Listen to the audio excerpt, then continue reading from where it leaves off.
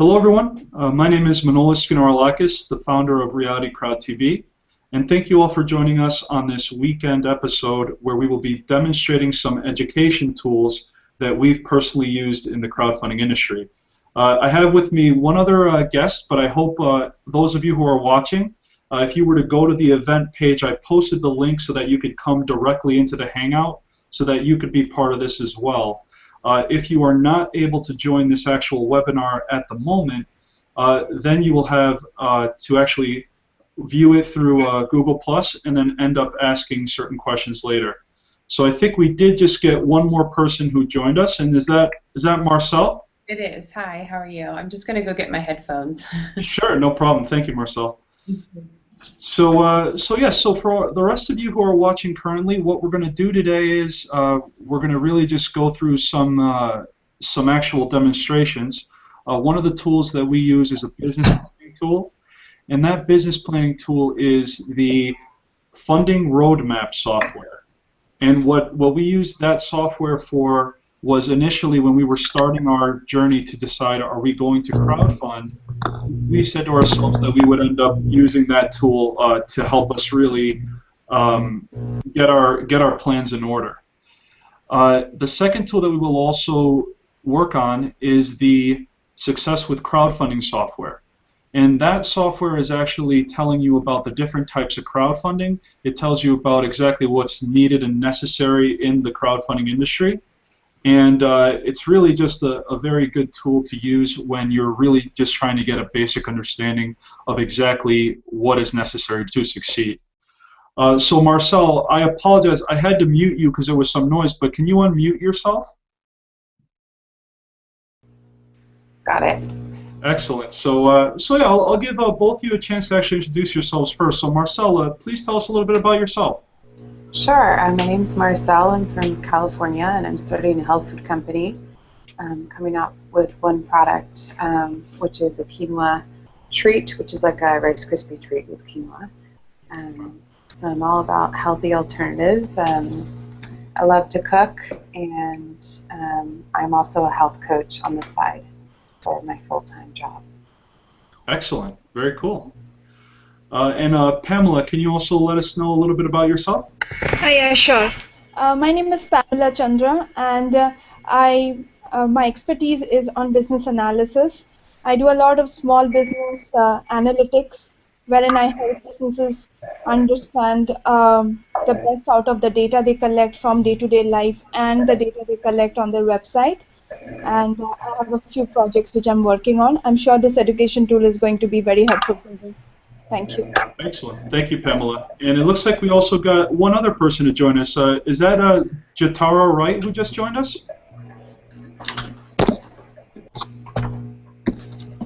It looks like Jatara is joining us. She may not hear us at the moment, however.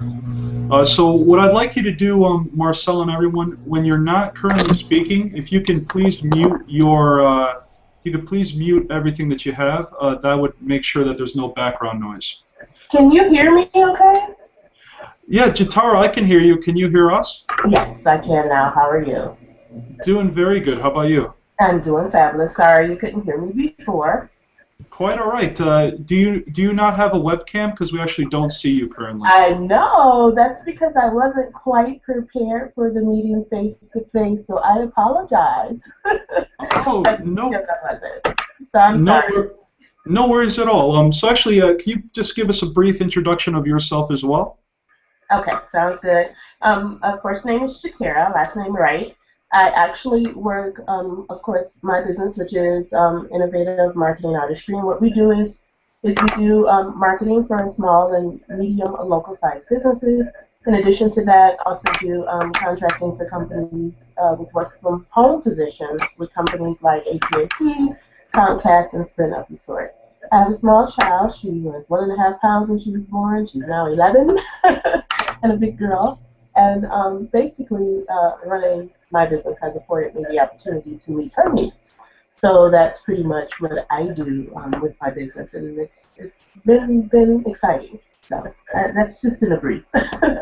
Great. Well, Tara, thank you very much for joining us. And so this is great. So we have three people live. and it looks like we have 2 other viewers who are watching in as well. So what we're all gathered here today is so I could just show you guys a few education tools that I've used that kind of helped me. And the reason why I wanted to show you all this is simply because there's a lot of things individuals need to know before they ever begin to crowdfund. And especially if you're thinking of bringing on other people to help you who you might pay for, if you don't understand the process yourself, then you won't know if you're hiring the right person to help you crowdfund. So just a simple example, when I first started doing social media for myself, I both delegated my authority and the responsibility of my project to a social media company, and they charged me for 2 months. They charged me about $5,000. I had about 1,500 Twitter followers after 2 months, and I realized that I had gotten ripped off. So it's important that you understand every phase of the process. It's important you understand certain elements that you could probably do yourself. And if you aren't willing to put in the education and be the most engaged person in your own project, then you really shouldn't do crowdfunding, because ultimately this is your project, this is your baby, and no one loves it more than you do. So I'm trying to kind of share our own experiences through our own journey to crowdfund our reality TV show about crowdfunding. And through this journey of ours, we've learned the hard way. So we do help people crowdfund, we do consult, but unless people know what the process is and they've done their own research, we never take on clients who are coming to it for the first time. So I hope that makes sense to everyone. So before we begin, Jatera, Marcel, or Pamela, does anyone have any questions? Nope? Okay. Nope. Great. So I'm going to start sharing my screen then, and we'll begin the demonstration. Okay. So we'll start with the funding roadmap. Now, I actually logged into the back end of my software because I use this. But the links are in the event page if anyone wants to do it and they want to try it for a 7-day free trial. What they would end up doing is they would simply go to the event page that I'm on, go down and see that this event has links. So for this one, you go to Funding Roadmap, you click on this, and then, no credit card required. You could try it for free for 7 days. And if you like it, then, then you could do what you want with it. But that's how I got here, and then I just logged in using the software login button. So back to the actual software.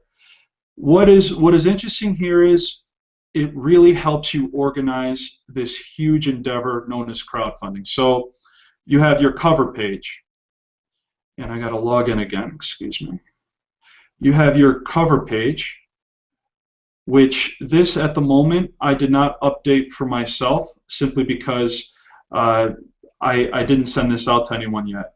So the most relevant piece would be your executive summary, and this is where you kind of determine the who, what, where, when, why, and how much. So you kind of tell a little bit about your company. You explain why the reason for your existence is and what problem you aim to solve. You talk about a mission statement. And it's really, this page is really the first little glimpse of what you should really understand best for your company. So just to give you a little example, part of the process of crowdfunding is the ability to clearly articulate what you're raising money for. But more importantly, you also need to educate people at this early stage in the game what crowdfunding is in the first place. 2 years from now, when crowdfunding is mainstream, no one will have to really explain what it is. But at such an early stage in a new industry, a lot of people don't understand the concept. So this is where you would kind of practice your pitch, not only practice your pitch for your business, but practice the pitch for explaining it to other people what it is. So to give you kind of an example, the way I like to explain it to people who've never heard of it before is, number one, I ask them, okay, you haven't heard of crowdfunding, but have you heard of Kickstarter? If they haven't heard of Kickstarter, then I got to go to the very basic level, which is, think of the concept of passing around the basket at church where a crowd of people contribute financial resources to an individual with a need. Put that concept, take it online, apply it to art, music, creative endeavors, businesses, and technology, and then you have crowdfunding. So the best way to memorize what I just said is to go to YouTube, and there is this amazing video of a young lady who explains it better than I ever will be able to explain it. And in fact, let me actually show you that video, because I think it'll really give you an indication of how this is going to work. So this young lady is going to speak for a couple minutes, and you'll see why it's important. So here's what crowdfunding is. Crowdfunding is a concept that's been around for a long time. It's the idea of passing around the basket at church in its oldest incarnation, of a large crowd of people being able to contribute small amounts, which in aggregate meet the financial goal of any organization, group, or individual. And so when you look at crowdfunding and how it's evolved, the reason it's become a buzzword recently is because it's gone online, and so the potential of it has expanded exponentially. The crowdfunding bill is important for small businesses because it creates access to capital that currently is very hard to come by. The basic concept of what this will mean for entrepreneurs and investors is that an entrepreneur will post a description, a very thorough description of their business, the finances, the business plan, what they're going to do with the money, the budget, etc. And they're going to be able to share this opportunity with anyone they so choose. Most likely it'll be their customers, friends and family, might be Twitter followers, people who share an affiliation with them that they think might be interested, etc. The investor will then pledge a certain amount of capital that they want to invest. If the fundraising goal is met for how much money that entrepreneur is looking for, then the money will transfer to the entrepreneur. So it's an all or nothing arrangement. What I hope that America will now see is that after the SEC rulemaking period is done on the crowdfunding bill approximately 9 months from now, and platforms can be created and launched that allow for crowdfunding, that entrepreneurs who currently feel like funding is a roadblock to them achieving their success can now have the opportunity to succeed. I strongly believe that crowdfunding is not just for high-tech businesses. I, in fact, think that the majority of people are going to be using this in the long run. The majority of businesses in the country are small businesses, and that's who can really take advantage of this. So with that said, I want to take a minute to see if there's any questions on that. Does anyone have any questions so far on what you saw, especially in that video? I do have a couple quick questions. This is Chitara. Sure. Now, I've heard a lot about the crowdfunding. However, I was told that it's not something that works effectively for business to business. Most of my services are for business to business. I wanted to get your take on that, because it seems you all are pretty educated on the crowdfunding and how it works and things like that, and I wanted to see what you thought about that. So, so for that, I need to know: are you you offer marketing services to businesses? Is that correct? That's correct. And in addition to my independently contracting positions, work from home, customer service, tech support, and things like that positions, the individual is independently contracted as well. So that's considered business to business as well. Okay. Well, what I would say is this: it would be harder to crowdfund your services. However, I do believe that that's going to be a new frontier. You might use crowdfunding as a way to market yourself personally and simply create a campaign that has different levels of service offerings at different prices. And the unique aspect that you can do is you can show the video piece, which most independent contractors, when they get hired, no one sees their face or understands their story. So if you could use a crowdfunding campaign as a way to market your services, I think that would be an innovative way to differentiate yourself from other people doing similar services. Okay, sounds good. Thank you. You're welcome. Yeah, that's my take on that. So, anyone else before we move forward? No. Okay, perfect. So I'll begin moving through the business planning tool then. Here we go. Okay, so that was the first page, the executive summary.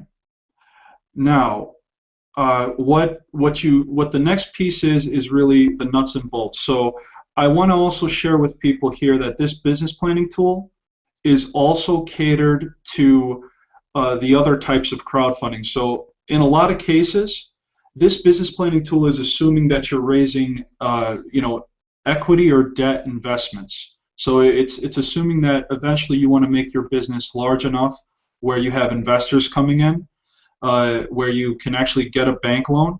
So although you may be engaging in a crowdfunding campaign, which is a donation in exchange for reward, you honestly want to be thinking for the future, because if you aren't thinking of the best case scenario 5 years from now, 10 years from now, then how is your business going to remain sustainable, and how are you going to have longevity? So this tool is not only to organize your thoughts on crowdfunding, and we'll go over this little section up here, the task and action plan, because I think that'll be most relevant to you, but I also want to stress that crowdfunding is the end, meaning the end where you get the funding. But to get to the end, you have to have an excellent beginning, and you have to execute a plan. So it's not this place where money just grows on trees, or internet angels come down and save you. It is a place that if you put the work in and you do the necessary steps to get you where you want to be, then the money will come. So in this business planning tool, it really will put you through a checklist, and each area that you start, you can actually begin to populate. So so we're in the table of contents area. So business description. What is your unique value proposition? What is your mission statement? What are your goals? So, I mean, again, when you click on the links, it just takes you to the sections that you need to fill out. And this is just beautiful, because if you're really just starting a business as well as trying to crowdfund, you will be able to really go through this whole amazing process of discovering, what is my business about? How am I going to have it be sustainable, 5 years from now, 10 years from now? What is the mission? So I wanted to show you this brief piece, and then you guys can play around with it too, because it has so much to offer, and it'll get you really thinking about yourself as a business, as opposed to a one-off crowdfunding campaign. Now, the piece that you all really want to do is you want to look at the crowdfunding guide, task, and action plan. So this really helps you understand the different stages. So, for instance, pre-launch, make sure you're investment ready. Now, in this pre-launch area, it's basically getting you ready for investment, but in this particular case, if you're doing a rewards campaign, this piece will not necessarily be valid for you, but this piece will. Create your message, expand and energize your network. So it tells you things you need to do. So build your social network. So this is where you kind of plan, how am I going to raise awareness through social media? You have to ask yourself that question. So you say, okay, well, there's Facebook, Twitter, LinkedIn, email lists. There's also YouTube. There's Google Hangouts like we're using. And so this is, again, before you ever launch your campaign, you're strategizing, how am I going to get the message out across all these different networks? And this is just a tool that can help you organize that. So setting up a Twitter, it kind of tells you things that you could do here, how to do it, which I'm sure you all have some social media channels, so the how to do piece is probably second nature, but it really helps you realize that there's the social network, there's the website and your brand, there's creating your campaign, there's the PR piece, there's the video piece that you have to think about, and then the cost, because what you're going through right now is really a very introductory stage in your guys' crowdfunding endeavors, where you may not realize that there is a cost, whether it's in your time or whether it's in physical resources because you don't have time to do it yourself. There will be a cost to this, and you need to be aware of that. So this tool is not only for your crowdfunding, as I mentioned, but again, it's your business plan, and it really will help you go not only from rewards, but it'll take you much farther along down the road as well. While I have it open, is there any other questions that you guys saw that you'd like me to hit upon in detail?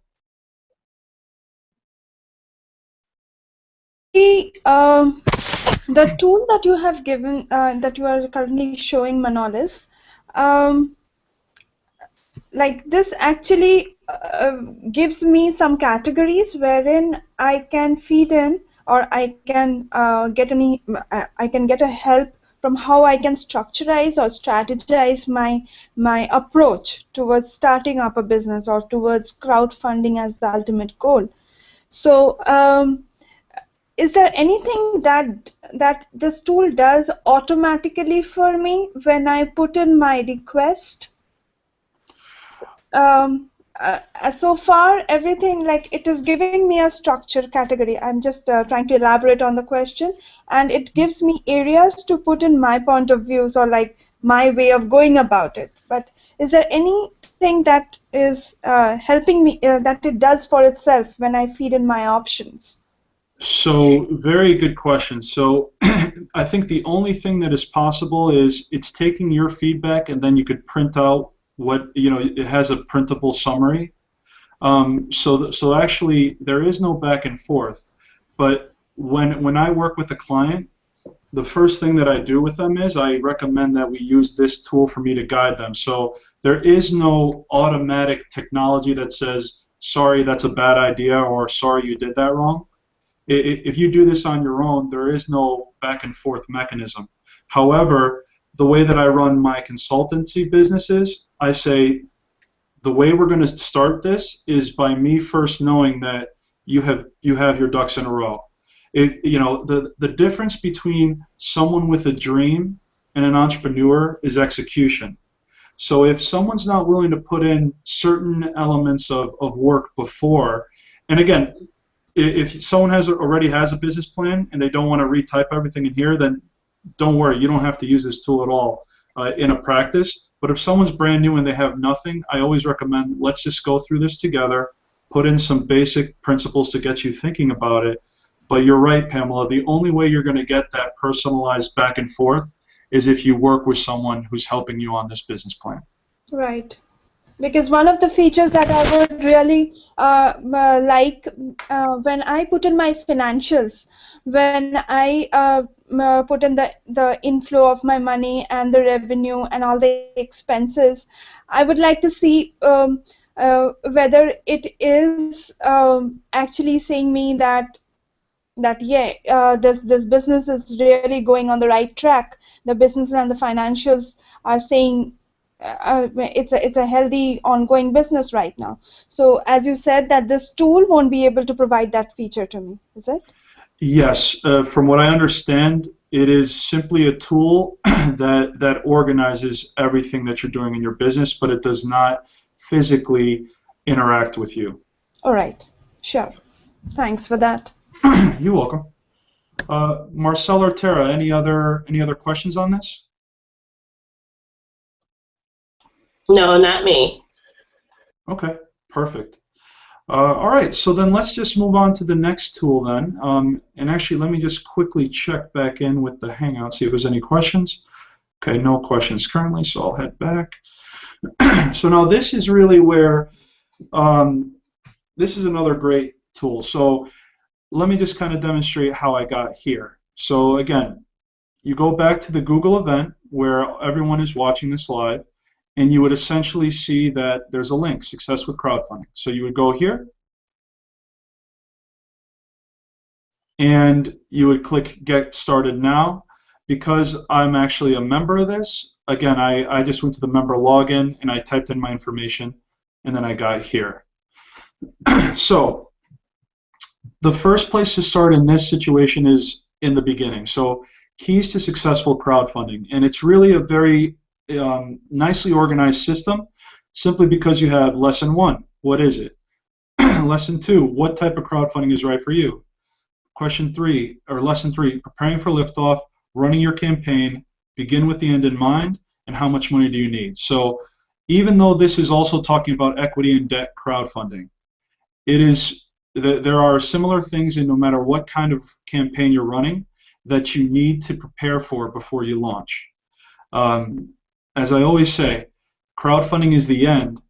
Being an entrepreneur is how you get to that end. So whether it's a creative project you have or not, everyone should realize that they're entrepreneurs at this point because you're out there raising money. Even if you're a nonprofit, you're an entrepreneur. So let's just click on lesson 1 and see what happens. Okay, so just so you guys know, the gentleman here, Sherwood Neese and Jason Best, these two gentlemen are responsible for the actual crowdfunding legislation that is leading to equity and debt crowdfunding. These guys run Crowdfund Capital Advisors. They're going global. They're actually consulting governments right now to help them make crowdfunding rules in their nations. So the people who created this, top quality guys, really good people. We've had them on a previous show, a previous episode. We had Sherwood Neese, this gentleman. So if you want to see how he is, normally you could do that. But let me just click play. I'm not going to play all 8 minutes, but I just want to get you a feel for how this is organized. So let's hear what they have to say.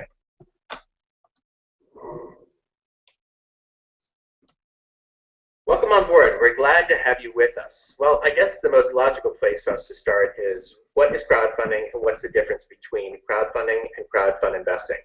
We're going to try and make this as easy and simple for you to understand so that you can get started and know everything that you need to know. Right off the bat, there's one thing that's similar between both of them. Crowdfunding is the ability for you to go out and raise a large amount of money from many small investments. So it's a large group of people putting small dollar amounts into an idea or a business.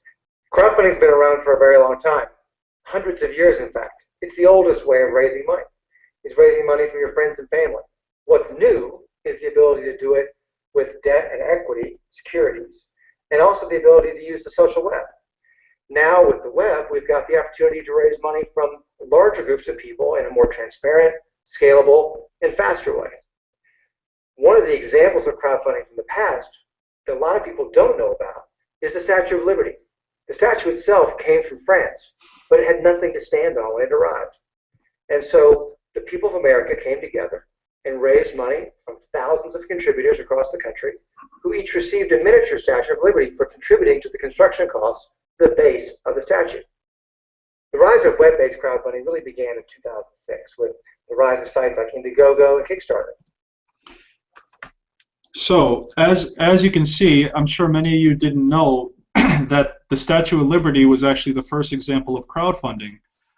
They actually had to raise money from the American public, and in exchange for the money raised, they gave the reward of a mini Statue of Liberty. So it's been around for a while, but as these gentlemen were about to say, the web and the internet is changing the game, because now you could just spread it through social media. You could use what resources are available today to get a much broader reach. So before I kind of go through a little bit of what this section is, tools, checklists, and downloads, does anyone have any questions on what you saw just now? Nope? Okay, perfect. So with this basic tool of how to understand crowdfunding, what they also give you after each lesson is materials. So each time you have, what kind of business is right for you? What can you do now? Top things to look for in crowdfunding platforms, 10 secrets to raising capital. And so let's just click on this one, 10 traits of successful crowdfunding campaigns. Let's see what they actually have here.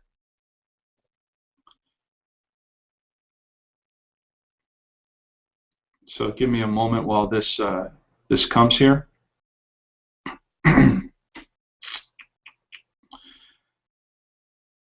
All right, so click on this. So this is really giving you some very good tips. So carefully plan your campaign tactics and schedule as if your life or your business depends on it, because it does. The quality of the work you do pre-launch will determine in part the success or failure of your campaign. So a lot of these, these guys especially, they agree that without a pre-planned campaign, without 3 to 6 months of potential planning and execution, unless you're Veronica Mars and have a huge following, it's going to be very difficult for you to go viral if you don't essentially plan it so that you do go viral. So again, you have a bunch of different things. You have what type of crowdfunding is right for you, preparing for liftoff, running your campaign, beginning with the end in mind, and then also determining, how much money are you trying to raise? A lot of people try to raise, that they want to raise $1 million, but the minimum amount they might need to actually move forward with their actual project is much less than that. So in my opinion, you should always just say, what is the minimum amount that I need to move on to the next step with my crowdfunding campaign and with my business? So this is, again, another valuable tool that anyone can utilize if they're looking to raise capital through crowdfunding. So with that said, I think that's enough in terms of a demo. But I'd like to open it up now to Marcel and Jatera. What do you guys think of what you just saw? Do you think that would be something that might be valuable to you to use either one of those two tools, or do you think those two tools are not really applicable to your circumstances at the moment? And we'll start with Marcel, if you could give us your opinion. Sure. For me, I don't need any crowdfunding source right now, but I would say in the next, I don't know how much time I need to plan to start getting funding. So I guess that's a question I have, is if I have the funding right now, but I want to, so I'm packaging a food product, so everything's from home, but the plan is in the next 4 months it's going to go to a co-packer, which means that I would like to have some available sources then. So when do you actually start doing the crowdfunding to get to that level? Very, very good question. So just to kind of summarize, you said you don't need the funding right this second, but but you're going to need the funding when you go to a packager, because they're going to charge you a certain amount of money. Is that correct? Yeah, it's going to be a minimum of 30,000 units per flavor, so that's about 90,000 products. And those 90,000 products, how much is that going to cost? I actually don't know, because it depends on the packaging as well, which I don't have the calculations for that right now. Okay. Assuming, let's just say, just to go through like R&D and is 2,500, and let's say, like, let me get my calculator. Sure. If each unit was, let's say, 60 cents times, it could be about 50K. Okay. So 50,000, actually, that's not that bad. So to produce the product, then it's not a full dollar. So it's actually that. When I thought 90,000 units, I was thinking it was going to cost like 500,000. I'm like, wow, that's a lot. But that's good. So 50K, I mean, that is still a lot. Don't get me wrong. It could be between 50 and 100. I mean, okay. Well, if you need that in 4 months, then you do need to start now, in my opinion. I mean, unless you have, I mean, I don't know how strong your networks are, whether you have other people who are investors, whether you have your friends and family who would contribute to your campaign, and do you know writers and bloggers who'd want to write about your campaign? That's kind of why if you're going to raise that level of money, what you're essentially doing in the prior 4 months before you launch is you are trying to get at least 30% of your funding goal within the first week of your fundraising campaign. And the Say that again? In successful projects, when they reach 30% of their funding within the first week that they launch their crowdfunding campaign, statistics show on Kickstarter and Indiegogo that they have a 90% chance to raise the rest. And the reason why they can get the 30% of funding is because they did this 4 months of execution prior, or 3 months, or however many months it is. And here's the reason why that occurs. If there's thousands of projects on Kickstarter and Indiegogo, then projects are just going to get lost in the shuffle. Those websites don't help you to promote unless you're lucky enough to be on the front page of the website, and then you see all the random traffic coming in. Right.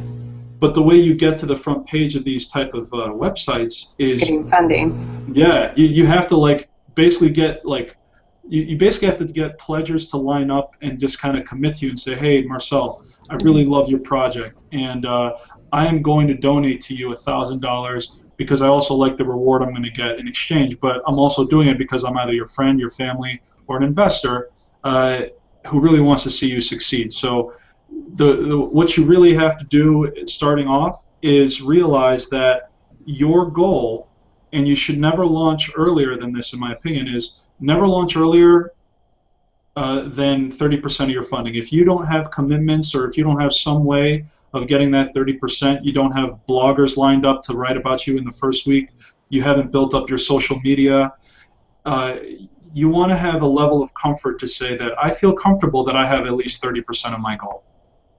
Mm-hmm. So the answer to your question is you need to start immediately. The other, I guess, question then is, so if I'm starting from home and I'm selling to local companies here in Los Angeles, I'm still kind of testing the market, right? So if I'm still testing the market and then I have this plan of it's going to the co-packer, what if that falls through and there's like another product that I sell? And, you know, like I'm just wondering, okay, as people raise money and then their business doesn't work out, or it, you know, pivots completely into a different direction. Very interesting point. So I guess then the next question is, have you sold anything currently? Just to friends. And so you sold to friends your product, and what was their feedback? Is this something that they would buy on a regular basis? Yes. Okay. What I think then, before you even consider crowdfunding then, is you might want to get more validation. Mm-hmm. What I recommend is someone shouldn't be using crowdfunding for validation per se.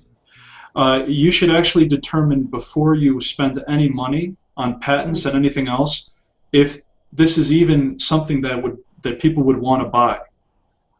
So you might need to do a little bit more validation from people you don't know, and it might not necessarily be that they're buying it from you immediately, but you might need to just ask more feedback to say, hey, excuse me, you know, you're walking on the street, you're at a market of some sort, and you say, hey, if there was a product that did this and tasted like this and it was packaged like this, would this be something you would buy? Well, I already talked to a few stores and they want to have my product in their store, and they tried it. Okay, cool. So that's why you're going down that path of packaging. So in your case, it sounds like you have done validation that it would be a product people would want. Mm-hmm. Okay. So here's the thing though. When you run your crowdfunding campaign and you're accepting people's contributions and they're selecting your product as the reward, you have to fulfill that reward. In other words, if you raise the money for the packaging and you figured out all the costs associated with that, you really do have to send that off to them. So not only do you have to figure out how much is it to manufacture, you have to figure out how much is it to ship. You're selling direct to consumer through crowdfunding. Sorry? You're selling direct to consumer through crowdfunding. So like you may not need a store per se if you want to just sell it individually. Of course, you're going to want a store eventually, but in the crowdfunding industry, like what you're doing is you're selling direct to consumer. I wasn't thinking that though. You weren't thinking of selling direct to consumer? More retail, and then I'm going to have an online store, so it'd be to consumers, but the majority of the sales would probably go to stores. Sure. Retail. Sure. So just to clarify, I'm only letting you know what the mechanism would be using a crowdfunding campaign to get awareness for your brand, because when you set up a campaign, you have to, when you accept donations, people aren't just going to donate for nothing in return. So you are offering your product as their reward. But here's the thing. You don't have to fulfill it in advance. So the beautiful thing about crowdfunding is that you're doing pre-sales. You're selling your product pre-sale. And so you're going to tell them, okay, once I raise this money for the packaging, you could expect your finished product in 6 months because that's how long it's going to take to package and ship. So you could sell it in October and not deliver it until January because you've told them that that's the expectation. So it's kind of cool. Like, I mean, for you, especially if you don't have the money for the packaging, you're building an order book, and then you're going to this manufacturer and saying, look how many people I need to actually make this product now. And that's the power here. You don't need necessarily the money. You need to have the prototype, which you do, but you don't need the money up front. Okay, that makes sense. So then I calculate. So if someone donates like $1,000, then it'll be $1,000 worth of the product. Yes, exactly. And of course, you'll probably want to build in a profit margin. Obviously. So you wouldn't want to just completely price it at cost. If it's going to cost $1,000 to make and ship, you're going to be saying it's $1,200, or whatever your profit, or whatever amount of profit you want to make on top of the cost. Does that make sense? Yeah. Yeah. And here's another beautiful thing, and I'll show you guys another example. I want to share my screen real quick because this gentleman, I didn't help him with the pre-planning because he came to me after he started his campaign. I just gave him a free list of reporters in his industry that I was able to get for him. But on Kickstarter, and this is something that I think is really exciting for people, especially for you, Marcel, because if you're trying to get picked up by retailers or go big, what happened in this gentleman's case, and maybe I should show the video too because I think he has a compelling video, but you see, he had a goal of 100,000, and when he first came to me, he was only at 40. Then he just had a real big boost. It wasn't. I can't claim that I did that. He just worked his butt off, but he had a boost. And then I looked here and I looked again and said funding canceled. I'm like, why did he stop? He was getting so close. I was like, why did he stop? So I went ahead, I called him, and he's like, Manolis, the reason why I stopped is because an investor came in and said, I love what you're doing. You've proved to me that there's demand for what you're doing, and I want to pay the 100,000, and I want you to stop the Kickstarter. So there is situations that occur because this gentleman did a good job of executing a plan 3 to 6 months ahead of time. He proved to an investor that he had something worth investing in. So would you both like to see this gentleman's video? Because it is really beautiful. Would you like to see it? Sure. Okay. Yeah, let me just show you because it'll show you that part of what you have to do is make a really great video like this guy did. I've always been a frequent coffee shop visitor, whether it's been getting some work done, meeting with friends, or enjoying a nice dark roast in the morning. However, there's one element of coffee shops I never understood, and that's the amount of waste that shops produce on a daily basis from paper coffees being used. So I decided to do some research and discovered that millions of trees are cut down every year just to make these single-use items served in these establishments. I knew I had to figure a way to transform a product typically viewed as a vehicle of waste into a vehicle of good, and that was the beginning of Tree Sleep. With Tree Sleep, we are dealing with the biggest issue currently facing the planet, the safety and the security of our environment. As a team, we believe we can and we should do well by doing good, and it has never been easier for a consumer to do a little thing that makes a big difference. So now, let's take you through the end-to-end process of Tree Sleep. Once sugarcane is harvested and processed at the mill, sugar is extracted from the sugarcane stalks and the remaining waste is typically incinerated. At Tree Sleep, we source the cane waste and transform it into fiberboard, which is used to produce the product. Once a tree sleeve is used, its magic is still at work. The rounded spikes at the top of the product encourage entanglement with trash. Tree sleeves contain what we like to call earth fruit, which is an enzyme that actually speeds up the composting process. These elements help to break down all trash that tree sleeves encounter, leaving an incredibly positive mark on the environment. From the very first prototype a year ago, Tree Sleeve has been entirely self-funded. We are now in a position where we have the manufacturers, the tree planters, and most importantly, a superior product design that can help revitalize communities as well as empower coffee shop patrons on a daily basis. However, we can't move forward without your help.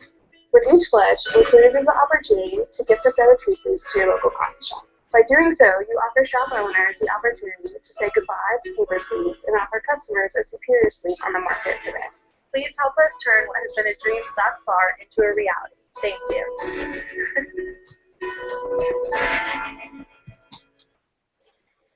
So they put a lot of work in. Ray Frazier, he's just a great guy, as you saw, and there's just a lot of moving parts that he put together without anyone's help. By the way, he did that all on his own. So it's not necessary to hire people, but he also had a team around him, and so I hope that little snippet of that opportunity, the fact that people have the ability to actually attract investors, or in Marcel, your case, I've heard of other people attract retailers. It essentially broadcast so far that a retailer said, I want that person's product in my store. So I wanted to kind of share that with you. Any questions on your end, Jatara? Yeah, I have a question. So it's not just to raise money, it's really a social marketing tool as well. Yes. 100%. You should view this as, if you don't have a marketing and communications plan yet, you should plan to use crowdfunding as a marketing and communications plan for your business. Because that in my estimation, when people view it as that, it both increases sales for existing businesses and raises a lot of capital for new startups. And so Jatara, here's something for you. Maybe you might not be able to use crowdfunding to raise capital for your own self, but you might be able to learn about it and use it as a way to help your clients in a new way that they aren't even thinking of yet. Okay, see, I'm always, for instance, we do a lot of nonprofit in working like fundraising and things like that, you know, just overall for specific causes or whatever the case may be. So I was trying to see how crowdfunding could be used as a source. You know, so for instance, but because it has to be switched with services, you know, people wanting services in it, I guess it would have to be some thought behind it, you know, and like it would work for some of my clients as well. So yeah. Yeah, no, Jatara, let me give you just some examples, actually, of things that happen. Most nonprofits, they just get a donation, but what's to say a nonprofit can't increase the donation amount and offer a bracelet? You know, offer a little bracelet or offer a shirt. Now, not only is someone donating to a nonprofit, but they're actually getting a little trinket in exchange. And that's what I was going to ask you, even with, so for instance, I, like with my business, now my services overall, as far as the marketing, you know, of course, that can be set in the swap way that crowdfunding works as far as providing something. As far as my business with the contracting and things like that, well, the beauty of it is that, you know, for me, having a special needs child that I work at home with, and I'm able to do what needs to be done for her, in addition to, you know, single mothers or individuals that may have disabilities and things like that. So I basically want to get that out to that market and letting them know that there are options. You know, when you have, you know, if you have someone that's on dialysis and has to go, they can't, unfortunately, unless they already had a position in place, it's a little challenging for them to gain employment that will have that flexibility for them to do what needs to be done for themselves medically. So that's one of the, should I say, marketing tactics or strategies as far as the market and reaching out to them and letting them know these options are available. So I did want to ask you, is it possible to maybe implement other products as a reward, and then also implement a niche that would be effective as far as the crowdfunding? I wanted to ask you that. Yeah, I mean, well, some crowdfunding sites have strict rules to say that if it's not your product, you can't offer it as a reward. I think others are less picky on that, because if you think about it, as long as you have the individual's approval to use their product as a way to entice donors, I personally think that's fine. The reason why it gets tricky is if someone uses someone else's product as a reward for themselves, the tricky piece is they're not physically controlling when that's going to be delivered. So it adds a layer of uncertainty to say, well, when are we going to get that product? Who really should I be talking to get this product? So there's complications in that regard, but in my opinion, as long as you know the person who is offering to say, I will supply you with this, and you're comfortable to say that this person will fulfill the deliverable according to the timeline that you're specifying, I don't see any problem with that personally. Okay. So, and with nonprofits too, here's the other thing. Nonprofits may not have a lot of money sometimes, but they have a lot of members. Right. So members, of course, are going to spread the word, but members also, going back to that skills conversation, members might be attorneys, and they say, well, I'll offer you a review of your taxes for a 100 contribution as your reward. Look at it that way. Look at an organization using whatever resources they have, which is their human effort and capital, and say, what can we offer as a reward for our nonprofit that we care so deeply about? Got it. Okay, so what did you think about the niche that I shared with you as far as like for my service contracting positions? So your service contracting positions, can you explain the niche once more? I'm just I need more explanation on that. Well, for instance, we have work from home positions with corporate companies like AT&T or Sprint and things like that. A lot of people that have seen it to be very beneficial, like for me, well, I don't have the special needs, but my daughter does.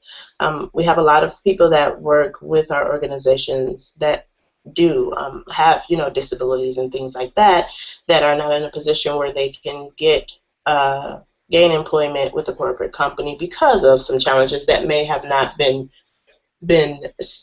communicated, but it's obvious, that unfortunately they're not able to do, certain things. However, working with this position, they would actually be able to have the flexibility that they need in addition to working from home while gaining employment. So that niche would be getting that word out to that specific market. Wow, actually, Jatara, that is unique. I kind of just visualized something. Number one, I'm going to tell you what you could do with existing platforms, but number two, if this niche is large enough, which there are a lot of Americans with disabilities out there, you could create your own platform for this, potentially. You could become a Kickstarter for this niche. But let me just bring it down to a smaller level, because I always think big. But on the smaller scale, yes. Imagine having let's say you have 4 people who are in a tough spot due to their illness, and you could make a video showing who they are, what skills they have, and explaining that the challenge is, because of my illness, I have a hard time gaining employment. But through this campaign, you can hire me on a contract basis, so you could actually see that I'm worth hiring. I think that would create a very powerful message that would get a lot of press. I think it would get a lot of press, not only from the communities that it impacts, but I think it could be a huge way to really help people, to show just because I have this illness and there's a stigma around my illness does not mean that I should personally not be hired because of it. Right. Yeah, 100%. If you execute if you see it in that perspective and you execute like I said, a thorough plan, because again, if you put a campaign up a week from now, it's going to fail because you didn't execute a longer strategy plan. Exactly. But if you take 3 months and you tell a lot of people about it, call the diabetes associations, call people who might want to write about something like this when it goes live. Suddenly you have the support of a larger community that you never had before. Right, exactly. Okay, all right. I love it though, Tara. I think it's beautiful. Thank you. Thank you. You're welcome. And Marcel, I think there might have been some other questions you had. Did you have anything else? No, I don't.